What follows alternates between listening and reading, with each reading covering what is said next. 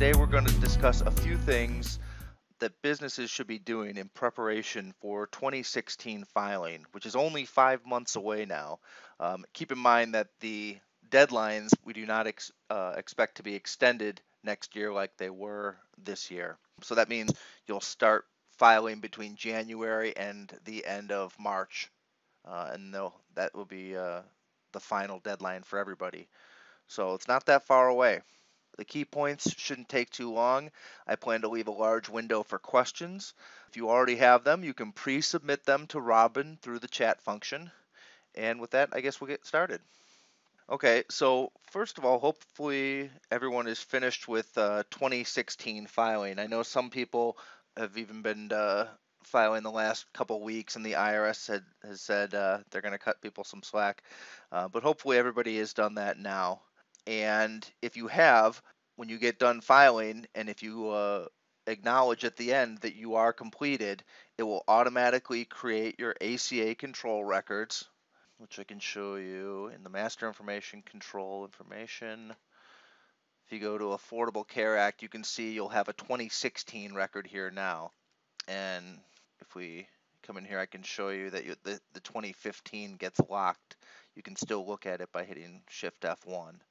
So you can review your 2015 control record, and then here's the new one that's been created and is unlocked. Also, if you haven't already created your 2016 employee ACA records, those were automatically generated for you using the December values for each of your employees. So you don't have to use that cookie cutter and go in, and it shouldn't be as maintenance intensive for the second year and beyond. So we can go in there quickly, and I can show you what that looks like. So you can see with our employees here, we have 2015 and 2016 records for each of these employees. So they've already automatically been created. All right, the first and most important part of getting ready for next year is to identify and monitor your full-time and part-time employees. Of course, part-time employees don't need to be offered coverage, don't need to be reported for, but if they're full-time, designated as full-time for even a single month of the year, you must report those. And of course, that doesn't even speak of the offers of insurance and everything. But now the key to that is the standard measurement period report and the initial measurement period report for newer employees. We're going to run the standard measurement period report here. Hopefully you're all familiar with this, but if not, we can go over what it does. And you can see that we can choose to show only mismatches, which means people who are classified as full-time but measured as part-time and vice versa. And we can also create a CSV. I've already created one. Actually, I'll just create another one here. So we'll just view this as an HTML. And let's just save it to the desktop. So if you're not familiar with the standard measurement period report, it's essentially 3 reports in one. The first section will be people in, actually, you guys might not be able to see this. Hold on, so you can see the first section will always be the people in our stability phase, and it tells you the details of when it's being run. So our stability phase began in January of this year and runs through the end of this year. And this is, you can use this as a check, but your determinations should already be done at this point. Once you're in the stability phase, the time for making the determinations is over. These people should be as they're measured. The second portion will be people in their administration phase. Now, for the way we have our parameters set up for this group, our administration phase is every November. It goes November 1st until December 1st. And that's when we make those final determinations for the following 12 months about who is part-time and who is full-time. Okay, now since it's not November right now, we don't have any data here. We won't get that until November. However, we are in the process of measuring for next November. Right now we're measuring January through October of this year for determination in November. And what we can do is use this to see where people are trending. So we can see here, if we look at this monthly average hours, anybody over 130 hours is going to be considered full-time. This is a very valuable tool to use right now because we can also see things like, for instance, this, and we can notice that Frederick is right under that cusp. So right now he's part-time, but we can monitor his schedule to make sure that, if we don't want to, he doesn't drift into full-time, or same thing for Susie here. She's just over, so you might want to consider scheduling so she's not considered full-time. You can also see if there's status consistency.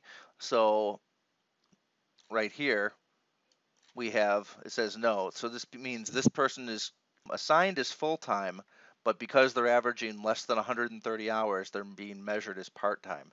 Now, a lot of people ask us, well, why can't that just update? If it's measured as PT, why can't it just update their record to part-time?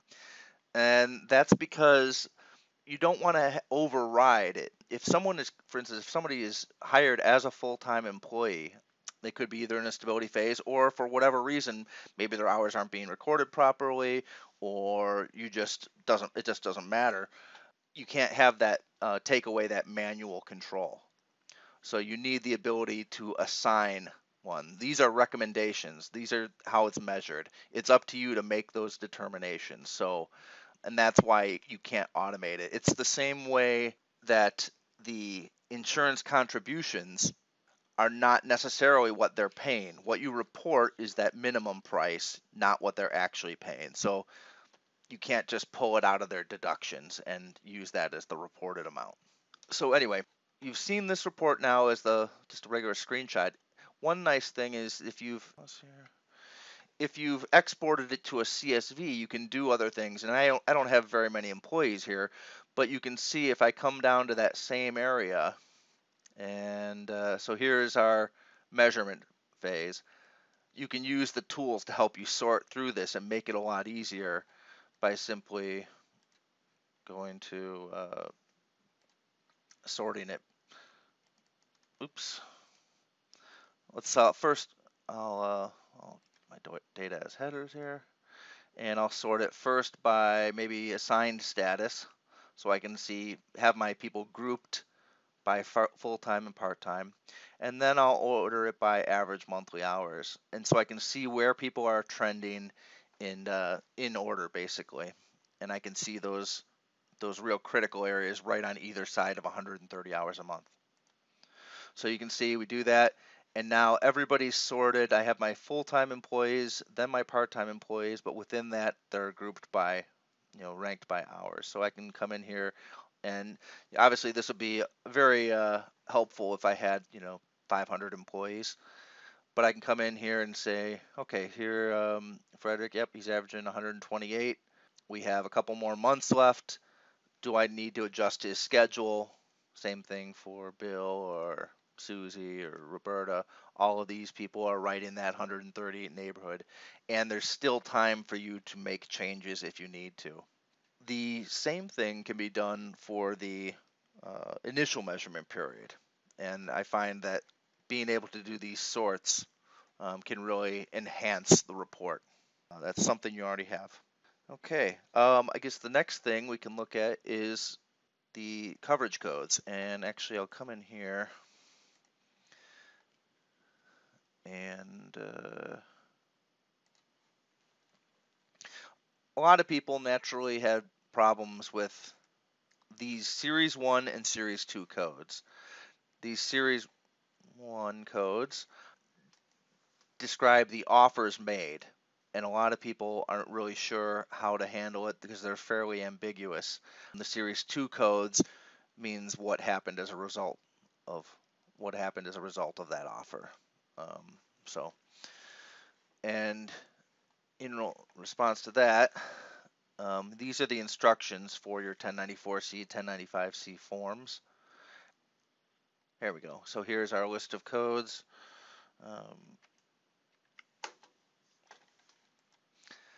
They are in that in the instructions, but they are pretty difficult to comprehend in some cases. They sound very similar. One of the helpful things is that code 1B, you can see it says minimum essential coverage providing minimum value to employee only, versus 1C says is basically the coverage offered to the employee and dependents but not the spouse. 1D is spouse but not dependents, and so on and so forth. As long as you offer coverage to any employee or any dependents or any employee's dependents and don't withhold that offer, you can use code 1B for everyone, even your single employees, and you're allowed to do that as long as you don't deny it to anyone who might fall under this. That makes things a lot easier. You can use code, in that case, 1B for everybody. You don't have to do as much maintenance to the files.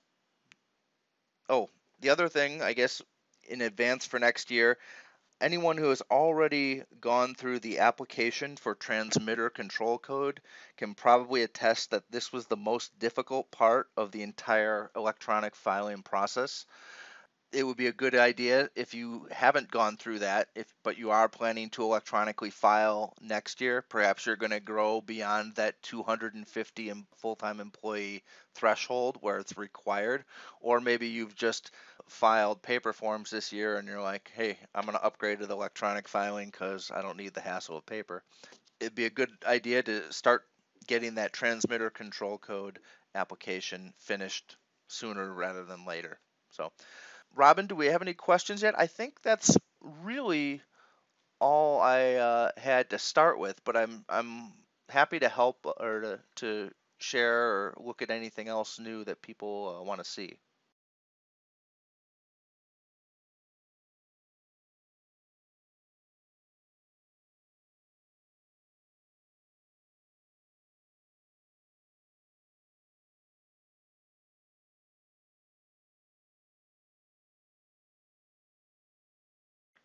Okay, there's a couple different things here. First, 1A, you got to be careful with that because of this part, this 9.5% mainland single federal poverty line. That is the lowest bar, with the federal poverty line set at I think $11,700 a year or something. 9.5% is not very much. So that means you're offering coverage that where the employee only premium is what, 90 some dollars, I believe, a month. So if you can use code 1A, but you have to be careful. A lot of places their coverage is more than that. So you can't use 1A if you're charging employees $150, which is $150 might be is likely to be very affordable for any of your full-time employees if you're using the W-2 wages as your guideline. Because remember, you can take 9.5% of their wages to see what's considered affordable. But this is using that different method, and so that's a much lower bar. So but if you are, there are companies who provide it free or something like that. You can use that code 1A, correct? The second part was about being eligible for subsidies. Okay, so here is from the employer end, your obligation for anyone who is designated as full time is to offer affordable coverage to the employee and then to offer coverage that does not need to meet any affordability standards to their dependents. The amount you report in the software and in the forms is just the employee only share of the employee only coverage. So as long as you cover that, then you're not on the hook for any sort of penalty. Like here, minimum, like 1F, minimum coverage essential not providing minimum value. That's saying you're offering coverage that doesn't meet the government standards. Well, guess what? That means you're that means liable for a penalty. If an employee goes onto the exchange and gets a plan and gets a premium tax credit as well.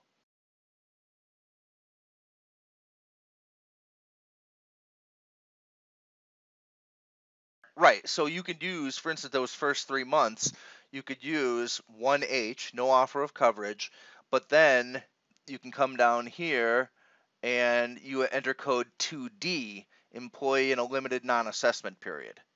So yeah, you don't want to put, or 2A is employee was not employed during that month. 2B, employee is not a full-time. So it's the combination of the codes that triggers your, possibly being liable for a penalty. Just, 1H by itself is not going to make you have a penalty. It's it's 1H and not one of these other things. So